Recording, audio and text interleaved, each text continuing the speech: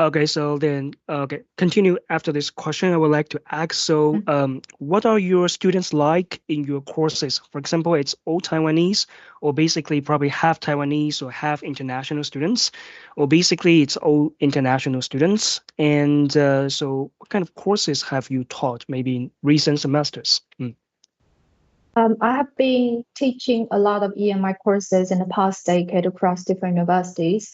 My EMI courses are mainly related to international business-related subjects, such as international business management, cross-cultural management, internationalization strategies, emerging market issues at both under and postgraduate levels. And I also teach international business theory at a doctoral level. Okay, so the composition of the students has been quite diverse, but very often the main audience of the EMI courses were local students. And there was a postgraduate level course called Cross-Cultural Management that I offered at NTU last year. Quite surprisingly, all students enrolled in the course were foreign exchange international students. But that was the only experience I had to offer EMI courses in such format.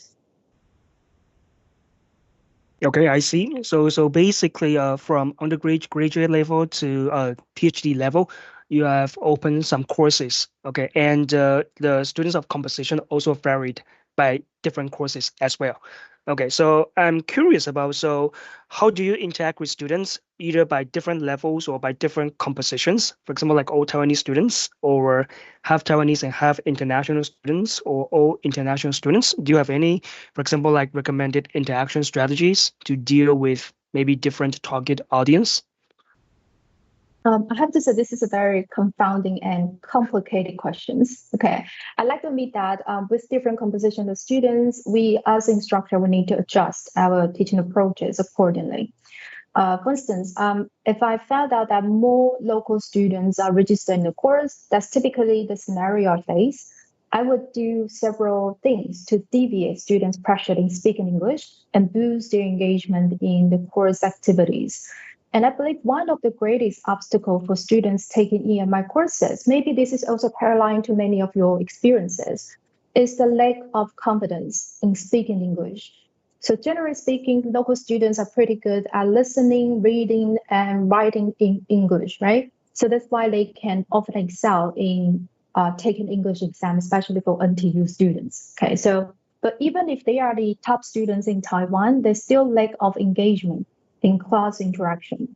I would not perceive it is a problem specifically for EMI courses, because even if you teach classes in Mandarin, students tend to play silent game with us, right? So very often we need to play solo, talking to ourselves up to 3 hours, don't we? Right? So in the past few years, I've been doing a lot of trial and errors and come up with some several tactics and strategies that can improve students' engagement in EMI courses. And I'd like to share with you now, if you don't mind. So it takes a big time because it got a lot of information here. So there are several scenarios, as you just mentioned, that instructor like us will face in teaching EMI courses. For the scenario one or scenario A, that all students enrolled in the EMI courses are local students. They are with average English level. Well, based on my own experience, this mostly happened at the postgraduate level, because I wonder if you ever noticed that students' English proficiency is deteriorating once they pass the college entrance exam, isn't it? So their English ability have reached the peak at the age of 18, and then there's a decreasing trend afterwards. I don't know why. So in this case, I will try to slow down my speaking speed. Okay, so at least in the first few weeks. Okay, so as you know, I'm a fast speaker. You probably already noticed that. So I hope not to scare away the students just because they got trouble listening to my English, apart from my very weird accent. Okay, so that's the first step. And secondly, I will try to develop a full English speaking environment by adjusting my lecture flows. So I will start with a chit chat with the students in the beginning of each class, about 10 to 15 minutes. So I'm going to chat with them about everything, about their lives, about what's happening recently, and the interesting things occur, and what's their opinion about certain things, about the latest news, so on and so forth. Okay, so start with a simple question is always a very good strategy, so that the students can definitely answer and feel engaged. Okay, and I know some of the instructors, they will prepare course review in the beginning of the lecture, and ask students to recall what they have learned from the previous one. I think this is also a very good strategy that offers students the easy task to speak up in English.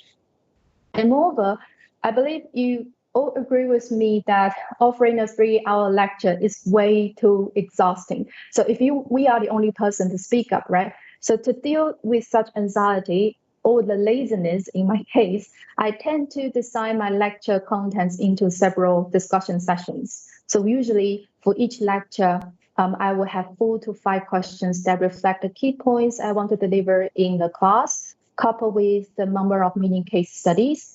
And by the way, I'm not a big fan of the standard long cases up to 20 pages. I know some of the business and management instructors like to use that. I always rewrite the cases or even write out the case studies by myself and try to make these cases as short as normal than 2 pages. Okay, so if this is really a long case, I will divide the case materials into several pieces, and I will ask students to read just one piece and before starting sharing their case summary to other people. So this is just to ensure students can finish the case reading on time, and they can give extra time for group discussions, and then most importantly, communication and interaction with the peers. Okay, and with such class design, students can generally share their burden with me by having groups discussion up to an hour per lecture.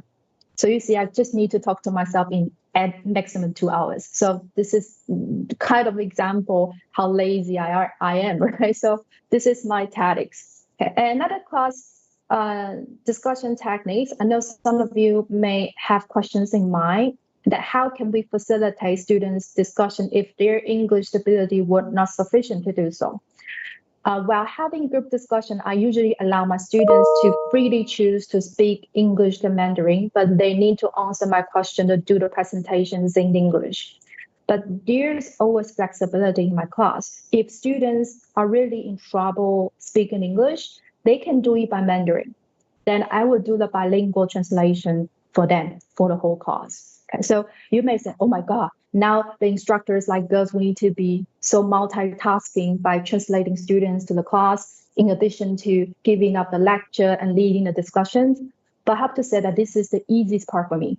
Okay, what is really troubling me is the innovative way of students' communication. Okay, I'm not going to be ever noticed that nowadays many students, they cannot properly provide a full statement. They often say something and just stop somewhere incomplete. So in other words, they've never provided a complete answer.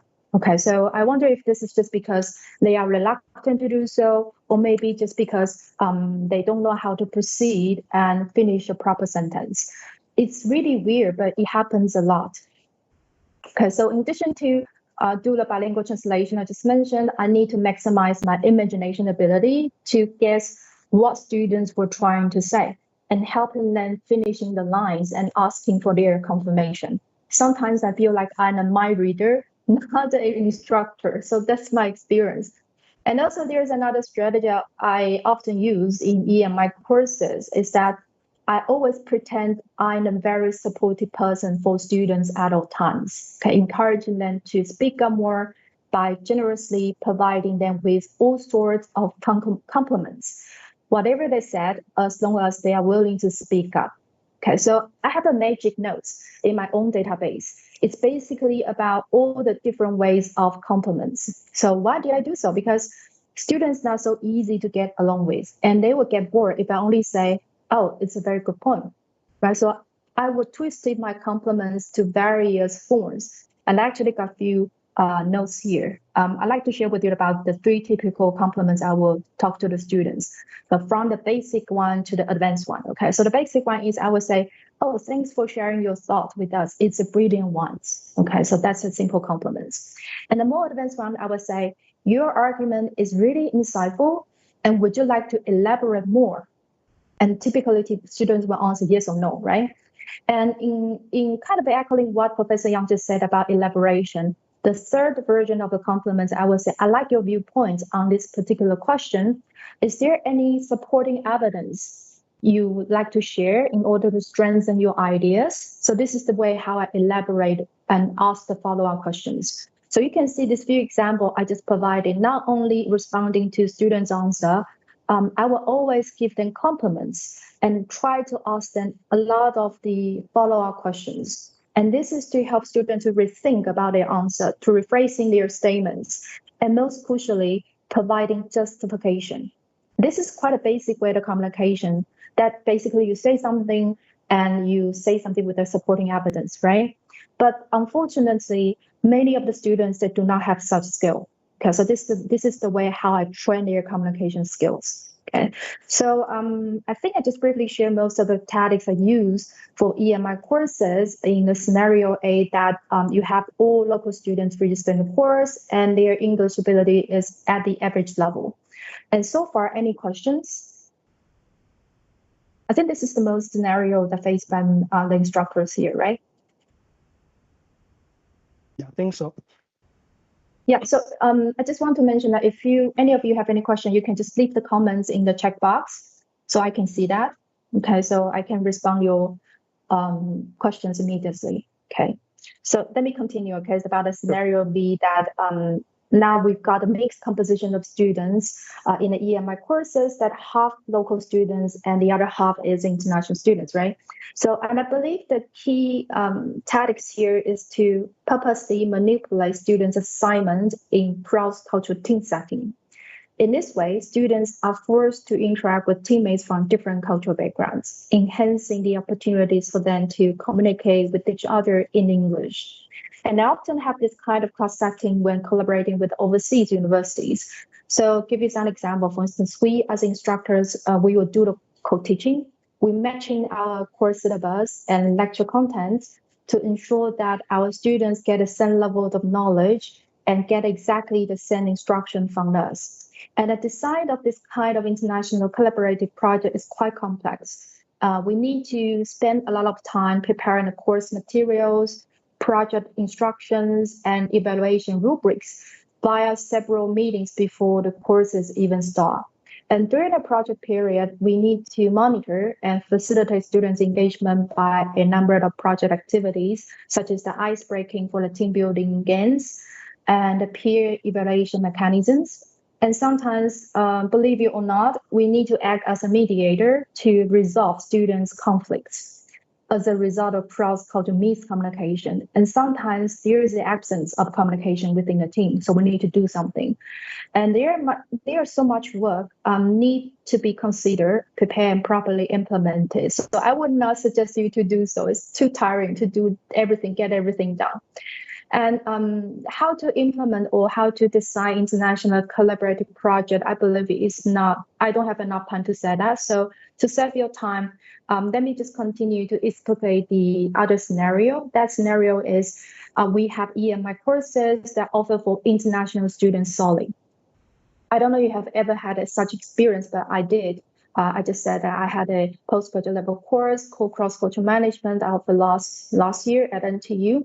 So if I had such class format, I would be very thrilled, because that means that I don't need to find words to fulfill the silence in the class, and I can talk much less than I usually do.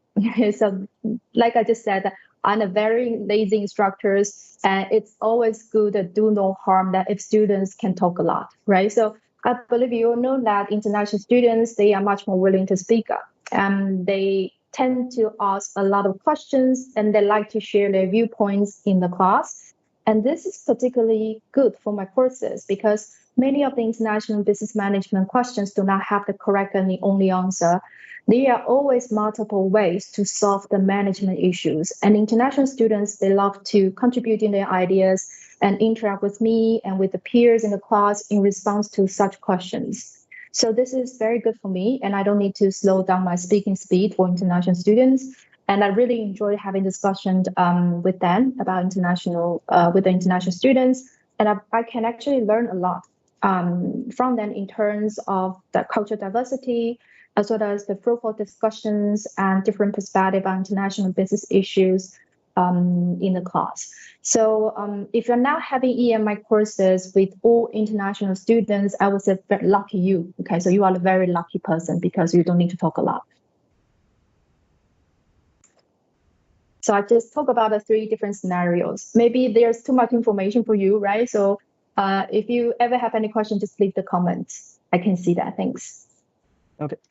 One thing that really struck a chord in my heart when you mentioned about if the professor is using a case, basically it doesn't have to be 20 pages. If it's above like 5 pages, okay, basically maybe 30% or even half of students will be lazy to read all of the case.